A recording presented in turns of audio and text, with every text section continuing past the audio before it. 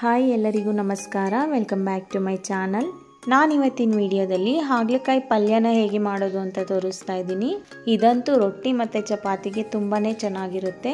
ನಾನಿಲ್ಲಿ ಯಾವುದೇ ಮಸಾಲೆಗಳನ್ನ ರುಬ್ಬಾಕಿಲ್ಲ, ಹಾಗೆ ಡ್ರೈ ಪಲ್ಯ ಥರ ಮಾಡಿ ತೋರಿಸ್ತಾ ಇದ್ದೀನಿ. ಬನ್ನಿ ಹಾಗಲಕಾಯಿ ಪಲ್ಯನ ಹೇಗೆ ಮಾಡೋದು ನೋಡೋಣ.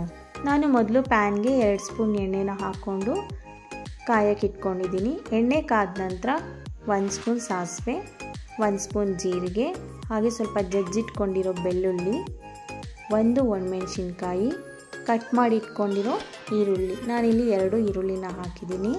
ಹಾಗೆ ಚಿಟಕಿ ಇಂಗು, ಕರಿಬೇವು ಸೊಪ್ಪು ಇಷ್ಟನ್ನು ಹಾಕಿ ಫ್ರೈ ಮಾಡ್ಕೊತಾ ಇದ್ದೀನಿ. ನೀವು ಬೇಕಿದ್ರೆ ಒಣಮೆಣಸಿನ್ಕಾಯಿ ಬದಲು ಹಸಿರು ಮೆಣಸಿನ್ಕಾಯಿ ಸಹ ಹಾಕೋಬೋದು.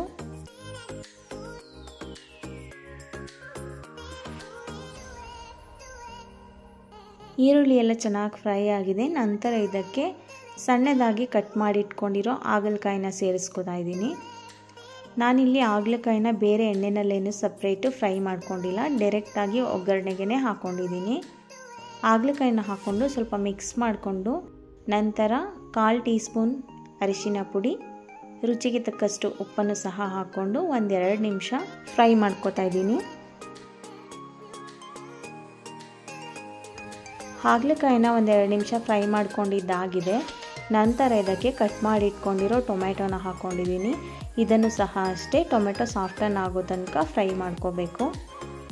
ಮತ್ತು ನಾನಿಲ್ಲಿ ಹುಣಸೆ ಹಣ್ಣಿನ ರಸನ ಸೇರಿಸ್ಕೊಂಡಿಲ್ಲ, ಟೊಮೆಟೊನೇ ಜಾಸ್ತಿ ಹಾಕ್ಕೊಂಡಿದ್ದೀನಿ. ದೊಡ್ಡ ಸೈಜಿಂದು 4 ಟೊಮೆಟೊ ಹಾಕ್ಕೊಂಡಿದ್ದೀನಿ.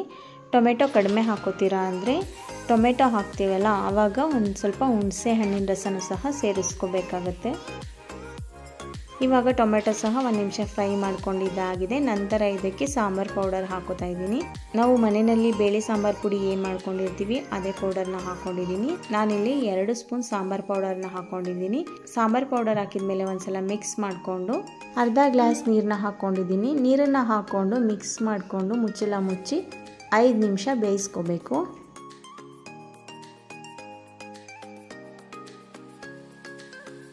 5 ನಿಮಿಷ ಆದ ನಂತರ ನೋಡ್ಬೋದು ಟೊಮೊಟೊ ಎಲ್ಲ ಚೆನ್ನಾಗಿ ಬೆಂದು ಸಾಫ್ಟನ್ ಆಗಿದೆ. ಹಾಗೆ ಹಾಗಲಕಾಯಿ ಸಹ ಚೆನ್ನಾಗಿ ಬೆಂದಿದೆ. ಇದನ್ನು ಒಂದ್ಸಲ ಮಿಕ್ಸ್ ಮಾಡಿಕೊಂಡು ಕೊನೆಯಲ್ಲಿ ಸಣ್ಣದಾಗಿ ಕಟ್ ಮಾಡ್ಕೊಂಡಿರೋ ಕೊತ್ತಂಬರಿ ಸೊಪ್ಪು ಮತ್ತು 2-3 ಸ್ಪೂನ್ ಆಗುವಷ್ಟು ತೆಂಗಿನಕಾಯಿ ತುರಿನ ಹಾಕ್ಕೊಂಡು ಮಿಕ್ಸ್ ಮಾಡಿಕೊಂಡ್ರೆ ಹಾಗಲಕಾಯಿ ಪಲ್ಯ ರೆಡಿ ಆಗುತ್ತೆ. ಮತ್ತು ನಾನು ಆವಾಗಲೇ ಹೇಳ್ದಾಗೆ ಚಪಾತಿ ಮತ್ತು ರೊಟ್ಟಿಗಂತೂ ತುಂಬಾ ಒಳ್ಳೆ ಕಾಂಬಿನೇಷನ್ನು. ಅದರಲ್ಲೂ ಅಕ್ಕಿ ರೊಟ್ಟಿ ಜೊತೆ ಅಂತೂ ತುಂಬಾ ಟೇಸ್ಟಿಯಾಗಿರುತ್ತೆ. ಮತ್ತು ಇದನ್ನು ರೈಸ್ ಜೊತೆಗೂ ಸಹ ನೆಂಚ್ಕೊಂಡು ತಿನ್ಬೋದು. ನಿಮಗೆಲ್ಲ ಈ ರೆಸಿಪಿ ಇಷ್ಟ ಆಗಿದೆ ಅಂತ ಅನ್ಕೋತೀನಿ. ಇಷ್ಟ ಆಗಿದ್ದರೆ ಪ್ಲೀಸ್ ಒಂದು ಲೈಕ್ ಕೊಡಿ, ಹಾಗೆ ಒಂದು ಕಮೆಂಟ್ ಮಾಡಿ, ಮತ್ತು ನಿಮ್ಮ ಫ್ಯಾಮಿಲಿ ಫ್ರೆಂಡ್ಸಿಗೆಲ್ಲ ಶೇರ್ ಮಾಡಿ. Thank you.